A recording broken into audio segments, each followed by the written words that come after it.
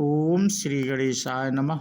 मित्रों, आज इस वीडियो के माध्यम से हम बात करेंगे श्री रामचरितमानस बाल कांड से। ये प्रसंग लिया है मित्रों, और इस कांड में हम भाग 16 आप लोगों से साझा कर चुके हैं और उसी के आगे की कथा आज भाग 17 में हम आप लोगों से साझा करेंगे।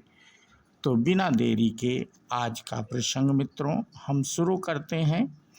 तुलसीदास जी क्या कहते हैं? बाल चरित चहु बंधु के, बनज विपुल बहुरंग, नृपरानी परिजन सुकृत, मधुकर बारी विहंग। चारों भाइयों के जो बाल चरित हैं वे ही इसमें खिले हुए रंग बिरंगे बहुत से कमल हैं। महाराज दशरथ जी तथा उनकी रानियों और कुटुंबियों के सत्कर्म पूर्ण ही भ्रमर और जलपक्षी हैं। श्री सीता जी के स्वयंवर की जो सुंदर कथा है वही इस नदी में सुहावनी छवि छा रही है। अनेकों विचारपूर्ण प्रश्न ही इस नदी की नावें हैं और उनके विवेक युक्त उत्तर ही चतुर केवट है। इस कथा को सुनकर पीछे जो आपस में चर्चा होती है वही इस नदी के सहारे चलने वाले यात्रियों का समाज शोभा पा रहा है। परशुराम जी का क्रोध इस नदी की भयानक धारा है और श्री रामचंद्र जी के श्रेष्ठ वचन ही सुंदर बंधे हुए घाट हैं। भाइयों सहित श्री रामचंद्र जी के विवाह का उत्साह ही इस कथा नदी की कल्याणकारिणी बाढ़ है जो सभी को सुख देने वाली है। इसके कहने सुनने में जो हर्षित और पुलकित होते हैं वे ही पूर्ण आत्मा पुरुष हैं जो प्रसन्न मन से इस नदी में नहाते हैं। श्री रामचंद्र जी के राज तिलक के लिए जो मंगल साज सजाया गया वही मानो पर्व के समय इस नदी पर यात्रियों के समूह इकट्ठे हुए हैं। कैकेयी की कुबुद्धि ही इस नदी में काई है जिसके फलस्वरूप बड़ी भारी विपत्ति आ पड़ी। समन अमित उत्पात सब, भरत चरित जप जाग, कलियग खल अवगुण, कथन ते जलमल बग काक। संपूर्ण अनगिनत उत्पातों को शांत करने वाला भरत जी का चरित्र नदी तट पर किया जाने वाला जप यज्ञ है। कलयुग के पापों और दुष्टों के अवगुणों के जो वर्णन है वे ही इस नदी के जल का कीचड़ और बगुले कौवे हैं।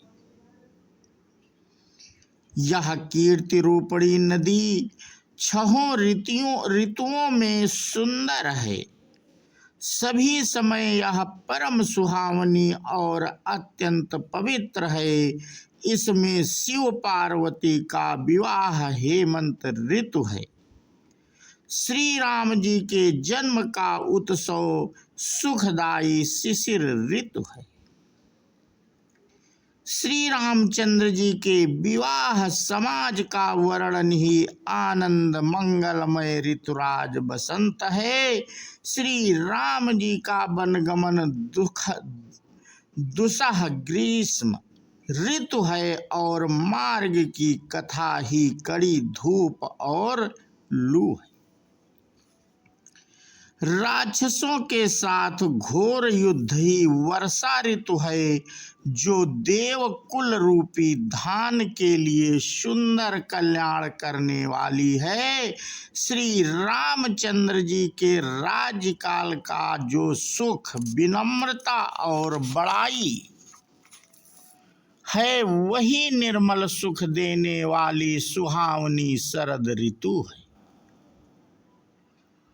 सती शिरोमणि श्री सीता जी के गुणों की जो कथा है, वही इस जल का निर्मल और अनुपम गुण है।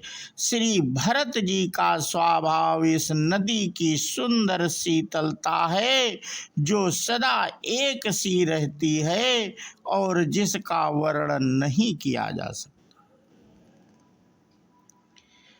अवलोकनि बोलनि मिलनि प्रीति परस्पर हास, भायप भले चहु बंधु की जल माधुरी सुबास। चारों भाइयों का परस्पर देखना, बोलना मिलना, एक दूसरे से प्रेम करना, हंसना और सुंदर भाईपना इस जल की मधुरता और सुगंध है। मेरा अर्थ भाव, विनय और दीनता इस सुंदर और निर्मल जल का कम हल्कापन नहीं है, अर्थात अत्यंत हल्कापन है। यह जल बड़ा ही अनोखा है, जो सुनने से ही गुण करता है और आशा रूपी प्यास को और भी मन के मैलों को दूर कर देता है। यह जल श्री रामचंद्र जी के सुंदर प्रेम को पुष्ट करता है, कलयुग के समस्त पापों और उनसे होने वाली ग्लानि को हर लेता है, संसार के जन्म मृत्यु श्रम को सोख लेता है, संतोष को भी संतुष्ट करता है और पाप ताप दरिद्रता और दोषों को नष्ट कर देता है। यह जल काम, क्रोध, मद और मोह का नाश करने वाला और निर्मल ज्ञान और वैराग्य को बढ़ाने वाला है।